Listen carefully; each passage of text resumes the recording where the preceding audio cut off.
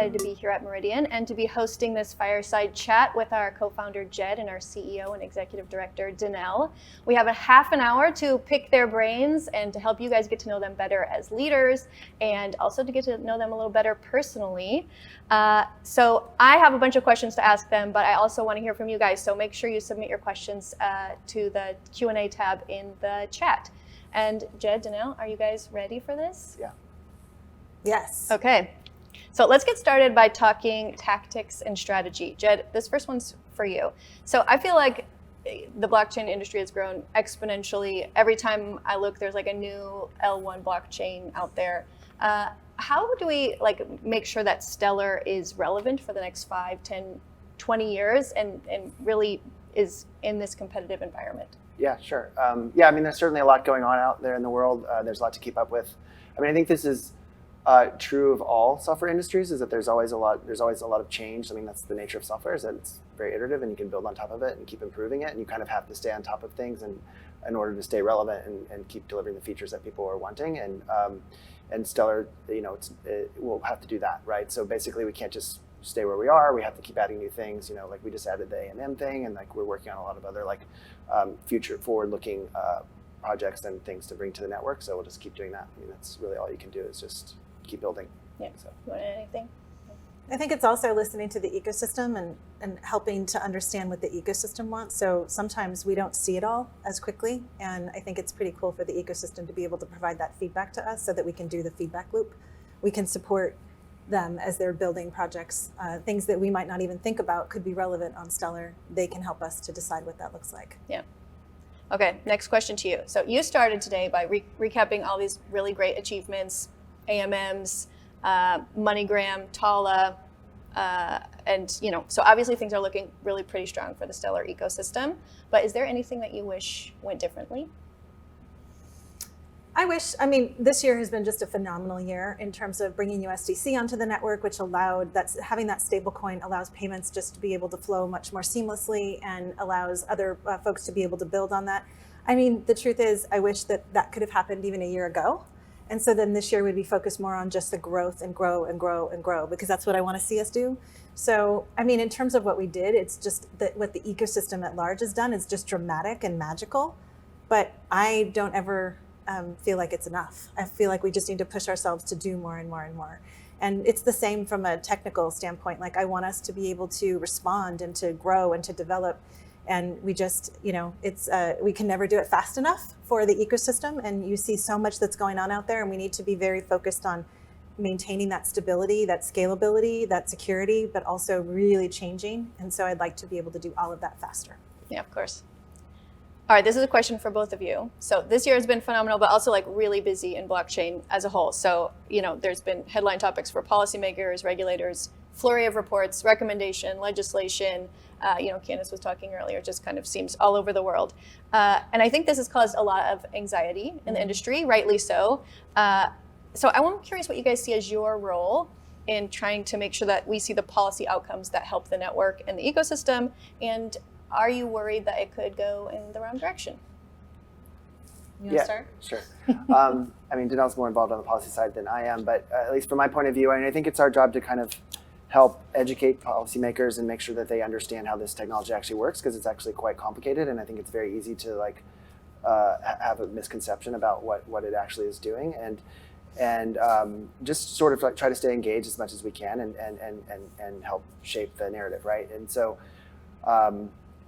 that's basically our role and kind of all we can do. I mean, to me, it seems like I would say it's always been pretty uncertain what the policy situation is in the blockchain world. And if anything, it's getting a little more clear as time goes by, as you can kind of see what companies and what things have been had actions against them and what haven't and things like that. So it's becoming a little more clear. It's still very murky, but to me, it seems like the situation is slightly better than it has been in the past. So. Yeah, I think the only thing I would add on that is that the way that you do education, I think so much of it for years has been on the tech stack. And I think that talking to policymakers and regulators about the tech stack doesn't actually engage them on the issues that they care about for their districts. Whether that be in the US or even outside of the US and all these different regions, they care about impacting and creating better space and better services for their constituents. So what I think we need to really do is build the use cases with the ecosystem and then broadcast those use cases and talk about them as much as we can, because that actually makes them feel more comfortable that, yeah, there, could be challenges and we need to focus on regulation to maybe they feel like they need to focus on the edges of regulation, but the good is coming out of it. And I don't think that enough policymakers and regulators see the use cases, because we haven't spent enough time as an industry talking about that. So that's where I'd like us to sit. And I think we try to do that over and over by talking about the different folks that are building on the network and the value that they're bringing to their users. So I think that that's the way to get us to the place. That's our role and our responsibility. And then, am I fearful? What I'm fearful of is that we don't continue to do that engagement enough, because it's not like a one stop. Like you can walk in and be like, hey, this is cool, look at this. You have to really stay active in all these different regions. And so it's hard because there's so many places all around the world that are just now coming alive to this and feeling like, oh, wait, is this going to hurt our own fiat? Is this going to change our industry? Is it going to create more inflation? So these are the things that we need to stay really vigilant about. Yeah. Quick follow-up on that. Some of these reports that came out, I think one of the big flags they've put out is regionally people could implement regulations differently, and what that could mean for cross-border payments and all that. Are you worried about different continents or countries or regions just addressing it differently and that causing issues for the ecosystem? So I'm not, and maybe that's naive, but I look at the early days of the web, and there was this huge concern that some countries could create legislation that could stymie the continued innovation and growth of web technologies and what the web was doing. And I think that this is just another part of the web. And so again, I think if we focus on the value and how we're contributing value to the constituents in these regions, I don't think we're going to see that kind of thing. But it's always a concern, and it's always one of the things, especially in any kind of decentralized world, when you're thinking about web technologies as well as this, that different countries can create different rules around it. But I do think that'll be on the edges and not on the tech stack and not on the value that it can bring. Right. I'm optimistic that the IGOs are going to come up with comprehensive recommendations for everyone to follow. Let's see. Okay, so I know you guys can't name names, but if you could make a wish list of categories, what use cases would you like to see come to Stellar? Our main thing is still cross-border payments, and I would really love to see that grow more. Obviously this Moneygram integration is a huge step in that direction, but there's still obviously a lot of work to do there. I think beyond that, I think games and other just forms of sort of these peer-to-peer marketplaces where things like Etsy and stuff like that. In order for those to go global, or Patreon, things like that. In order for those to go global, they could really benefit from some technology like Stellar, and I would love to see those folks start to adopt something like us. Yeah. Etsy on Stellar. I'm into that. Yeah, I think that I love the idea of gaming platforms that are leveraging microtransactions and that can then have assets that can transfer amongst games. I think that's a super cool, because it's using the thing that we're really good at, asset issuance and also payments. And so that to me would be a really awesome use case to be able to bring. But my favorite use case, and it's one that I really think that it would be great to see some developers out there focus on, is the payroll use case and the paying gig workers. And I think it's just a really awesome, when you're thinking about cross-border payment and really getting the money to the folks that really need it, are these gig workers or these folks that live outside in another country, and it takes a long time for them to get their money in the traditional system. So I think blockchain could really be powerful for that. Yeah. Okay, you mentioned gaming, so I'm just curious, personal question, do either of you game? I have lots of children that game. I don't actually game. I try to sometimes play with them. We play Smash, and I suck. So yeah. More as a kid. Not. I try not to these days, but yeah. Okay, cool. I like all right. games. I'm going to check an audience question now, so let me see what we have coming in here.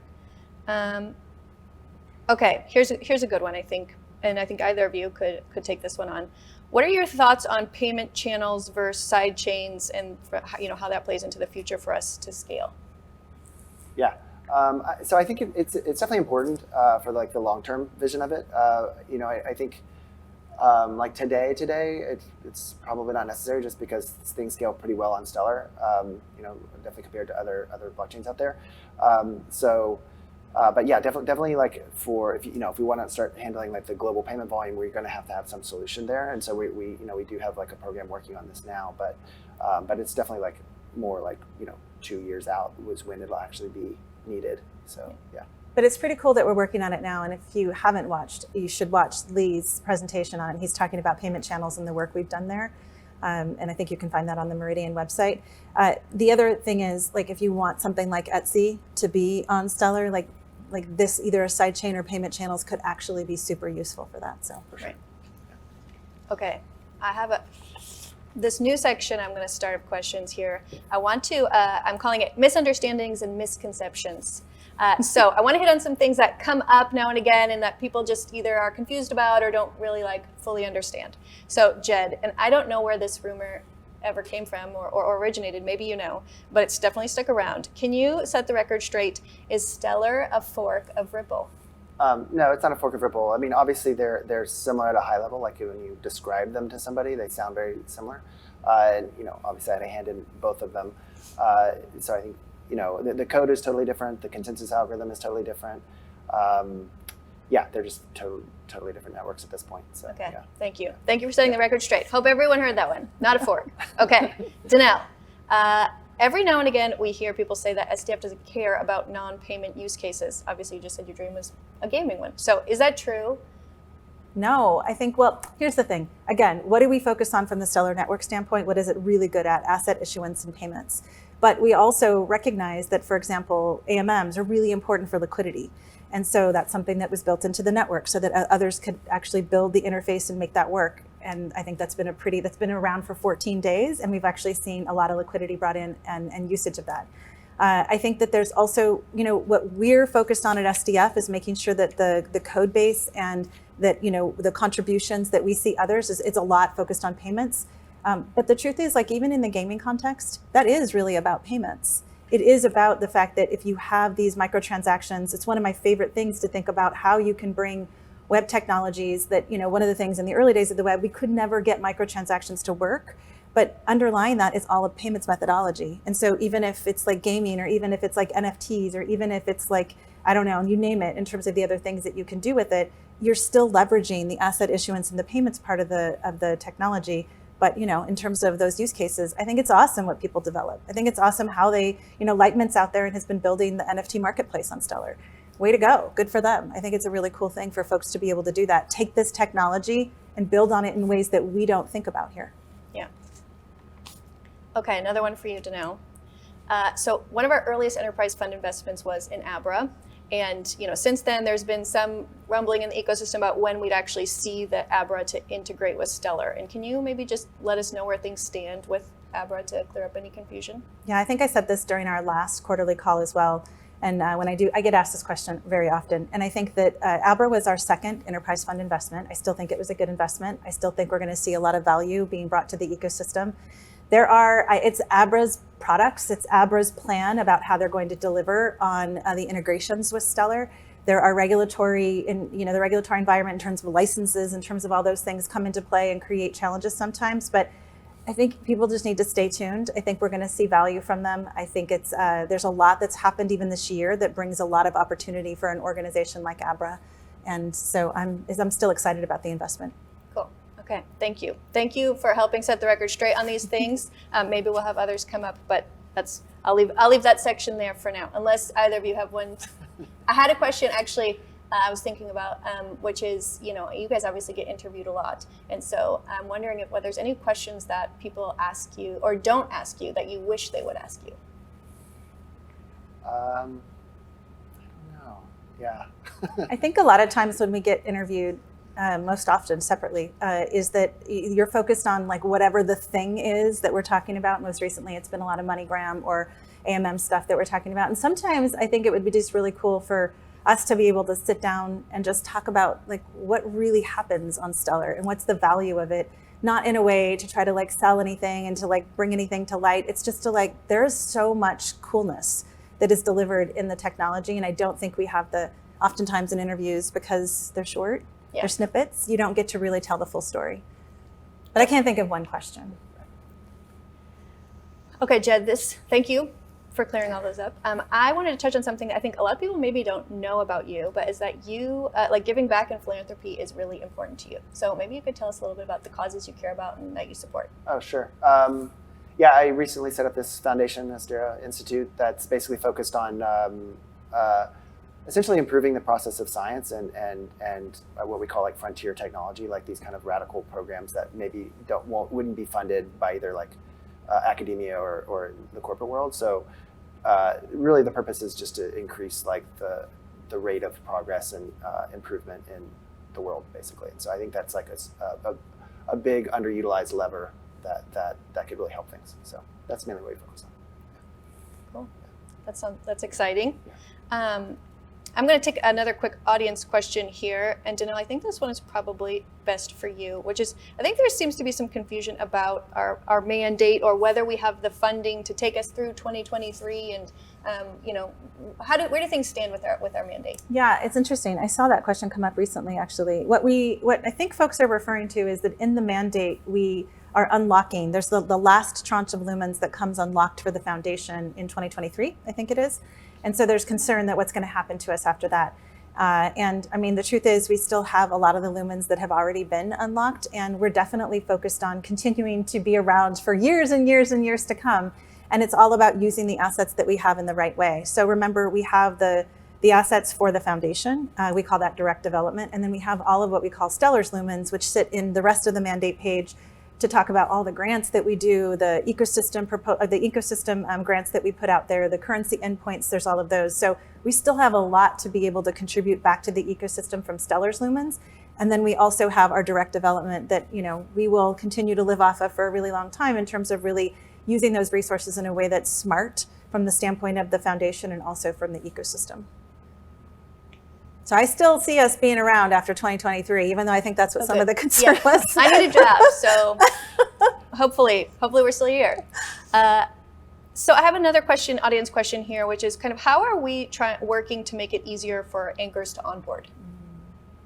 Well, that is a really important part of what our goals are for 2022, to be honest. Like this is some of the work that we did in Tiger Teams is to really think about like productizing all of these tools that are out there so that you don't have to know proposal numbers like proposed SEP numbers or and think about it from that standpoint that David always talks about like anchor in a box and making it really simple. What we have tested the engineering team with and the product team with this year for 2022 is to really be able to get start to finish and anchor through within a month. We've seen it happen already, but I think for the most part it takes a bit longer, and we think that the documentation is awesome, but you really need to think about it from a tooling standpoint. It should be really self-serve. It should be as easy as other folks out there that are in the payment space, in the traditional payment space, that you can integrate really quickly and simply. So that is our goal. Please test us on this and hold us accountable to it, because it's one of the things that I want to see us do very, very quickly, and to be able to create these products for the usefulness of the ecosystem. Awesome. All right, let's take a little business break, get into a little some personal questions. So I know both of you really love to spend time with your families, and I'm curious, what's your favorite family activity? Like, what would you guys do on like a typical Friday night? Well, we don't do this on a Friday night, but I surf, and I think very early on when my kids were small, I took them surfing too early and they got scared of it, and just now they're like coming back around to it and wanting to go. So that's been super exciting for me to actually like have fun in water with them. So that's fun. Yeah, so we like board games, and when all of our boys are home, a lot of them are at school right now, when they're home, we like to do this thing called fun, which is you all put a bunch of words in a hat, essentially, and then you pull those out, and sometimes you're doing charades, sometimes you're doing like you can't say that word, but you can say other words around it, and sometimes you have to just act the whole thing out completely and not say any words at all. And so that's what we do a lot, and the family really loves it. The other thing that we do, and Jed's actually participated in this at us, is we really like to play hide and seek. And Jed introduced us to sardines, which is a different form of hide and seek, which is also super fun. What's sardines? Now I'm curious. It's basically like inverse hide and seek. One person hides, you all look for them, and then if you find them, you hide with them. And so like slowly people disappear, and it gets pretty scary if you're like the last person. One time we did it, and they're all the adults. So Jed and I, his partner, my partner, and then one of our sons who's like 6 foot tall, we're hiding in a closet together while all the other kids were seeking. And they didn't actually ever find us. I like this idea. My daughter is really into hide and seek, but she tells me where to hide. I think I'll do sardines, and I'll just be like, I'll hide, come find me, and then I have a little time to myself. Okay, a couple questions about your guys' preferences. So do you prefer reading fiction or nonfiction? Oh, I like both. I mean, I read more nonfiction these days. Yeah. Yeah, I do too. Yeah. I like reading fiction as well, but I like reading nonfiction. Okay, and hard copy, or do you guys use a Kindle or an e-reader? No, I like paper. I do too. I like the smell of the book. Do you guys have a library card? I do have a library card, but I'll just be honest and say I don't use it. Most of the books are purchased, frankly, when I'm at an airport. Yeah. I go in and I buy a book to get on a plane. I always do that too. Yeah, it's been a while since I had a library card. Yeah, Amazon. If you guys were going to sit down, would you watch a documentary or would you watch a sitcom? Depends on how burned out I am, but probably documentary. Yeah. So. I'm not a huge fan of sitcoms, but I like things to be like. So like the Queen's Gambit was like one of those ones. I love to sit down and like you get totally mired in what's happening there. But yeah. Okay. Queen's Gambit was obviously like a binge-worthy during COVID. It was a very popular time for us to like deep dive on things. What was the best movie or show that you watched while you were cooped up at home last year, or the past year and a half, really? We just finished the first 2 seasons of Ted Lasso, and I loved it. Yeah, I liked it. It was Lasso. like everybody talked about it, and I'm so not one of those people who does the things that everybody else does because I'm always like, I don't need to do that. And then we did, and I was so happy that we did. I think the Ken Burns Vietnam documentary, which is pretty amazing. You should definitely watch it if you haven't seen it. Yeah. That's a time commitment, right? Yeah. It's one of the best things I've seen. It's super good. Yeah. Really? Okay. Yeah. Good to know. I have to say, just for me personally, maybe nobody cares, but Carolyn, who's on our team, will care. I'm Formula One Drive to Survive. If you haven't watched it, it's a Netflix docuseries about Formula One. Highly recommend it. Okay, so speaking of buying books in the airport, so travel restrictions are starting to relax a little bit. What would you guys say is your dream vacation? You mean destination part? Destination. Where would you go? If you could just like hop on a plane right now. So I just want to go somewhere where there's water and it's a beach. And I mean, we go to Hawaii. I love Hawaii for our family vacations, but really anywhere where I can get in warm water. Yeah, basically the same answer. Yeah, as long as there's a nice Surfing? break. Yeah, I'm pretty happy. So. Okay, I'm curious. How did you get into surfing? Because didn't you grow up in Arkansas? Yeah. There's a lot of beaches. Landlocked. Yeah, no, I learned in New York, actually. I was living in New York, and then someone told me that you could surf out at Rockaway, and you could take the train there. So I started going. Yeah, it's been fun. Interesting. I don't know. I grew up in Illinois, so I'm a little intimidated by the ocean.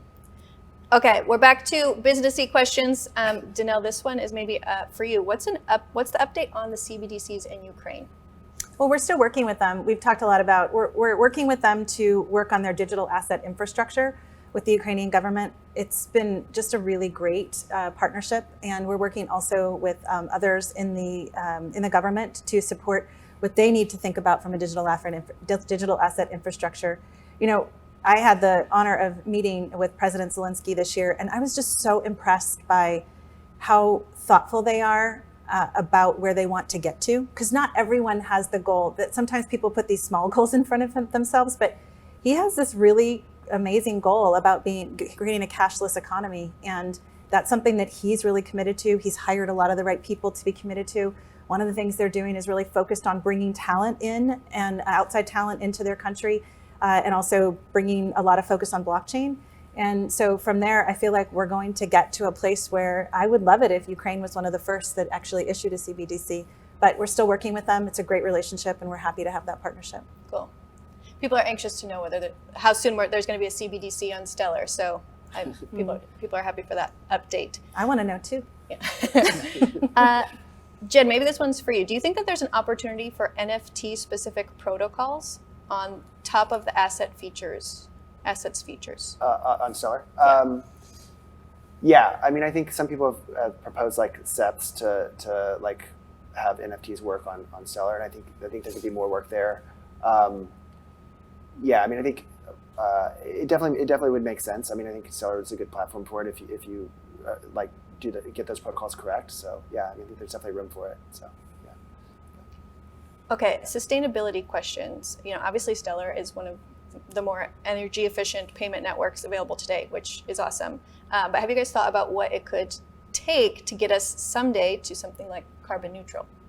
Well, we're actually We're doing our own. We've hired a third party to work with us to be able to do some analysis around the whole of Stellar. I think we had Wilhelm who did some analysis around the protocol, which actually came out to be like really, really low impact. And from a sustainability standpoint, a really good score. We also have to layer in Horizon and think about all the different components to it. It would be awesome to get to zero carbon emissions and think about it from that standpoint. And certainly one of the first things that you need to do to be able to achieve that is to figure out what really is the status that we have. So holistically, not just the protocol, not just the network, but all the different components that come into it. So hopefully we'll have that answer and then we'll be able to talk more about that. Yeah. Okay, let's see here. I'm going to take one more audience question, then I'm going to wrangle Jed and Denelle into a game for a couple minutes that they are begrudgingly participating in, and then we'll come back to some audience questions. Are there any plans for more community engagement in 2022, maybe specifically with the Reddit community or other places? I feel like someone just read our roadmap that's not even out yet because we don't have it complete. But 2022 is all about engagement, and I'll talk a little bit about this tomorrow. And we need to focus on what I would love to be able to have is like a model where it's not at all dependent on the SDF to be able to have these kinds of get-togethers and events, and that it's more of a self-service model, and we can support that in ways that we can. So I think that it's important for us to be able to support all areas and avenues of the ecosystem, and to do it so that it can be more impactful than just our ability to make it happen with the resources that we have, but to have other people out there who are also bringing people together. We already see a lot of this with Stellar Global and the engagement that Stellar Global has. But I want to see more. Again, like I'm one of those people, it's never enough. Yeah. It's really hard to be one of my children. Faster. Oh. Okay. Well, actually, I'm going to ask you this one question really quick before we go to the game, which is, how soon will partnerships like Circle, Moneygram, and the likes be open for every wallet to integrate? Oh. Yeah. Yeah, that's a great question. I mean, Circle is like you can integrate with and utilize USDC now. Like anybody can do it. You just have to use the Circle APIs. And then in terms of the Moneygram, stay tuned, right? Like I am so excited to get Moneygram out there as soon as the pilot is going to help us to determine like where are there bugs or features that we didn't know about that we want to be able to get through. And then once we get it out there to the world, the whole point is if your wallet is Stellarized or Stellar enabled, you should just be able to get into the process. So that's the value of the global network that we have that can be able to do that. So stay tuned, hopefully really soon. Okay. Jed, did you want to add anything to that before we get to your torture? favorite game? That's a good, yeah, I mean, yeah. That's. Okay. Here are their signs. Here's how this works. I'm going to give them a couple topics, not a lot, because I want to get back to your guys' questions. But they're going to vote a few things that are hot in the industry or just in life, underrated or overrated. And they can't look at each other, but you will have an opportunity to respond. I'm going to get confused about whether it's under or over because it's very hard. You can correct yourself when you want to. Okay, but don't look at what the other other Can person's I correct myself doing. as soon as I see Jed's answer? Yes. Okay, ready? WFH, working from home. Okay, I think we agree. Everyone burnt out after. Yeah, you just can't collaborate in the same way that you can in person. I love just seeing work. humans. Yeah. Like it's awesome to be able to just even when we've been back here and can have lunch together and stuff. It's really cool. Yeah, it is. I agree. Okay, tungsten cubes. Okay. Overrated. I think I'm in the Denelle camp. Yeah. Jed, explain your underrated. Oh, I mean, it's just awesome. It's a very heavy cube. What can be better? Yeah. Lots of utility there. Yeah. Okay. All right. Next one is Web 3.0. I don't know what Web 3.0 is yet, so I'm going to say overrated. I don't know how it's rated, so That's fair. Yeah, okay. I'm super excited about Web 3.0. I just want someone to define it fully for me. So. And do you want them to define the metaverse for you also? Yes.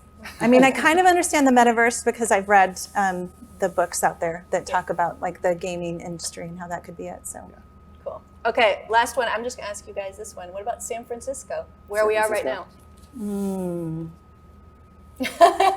Yeah, worst run city in the U.S., if not the world. Yeah, but it could be so much better, though. Like that's the thing. I think that's why I say underrated. It's underrated because I think it could be, and it has historically been more amazing than it is today. Okay.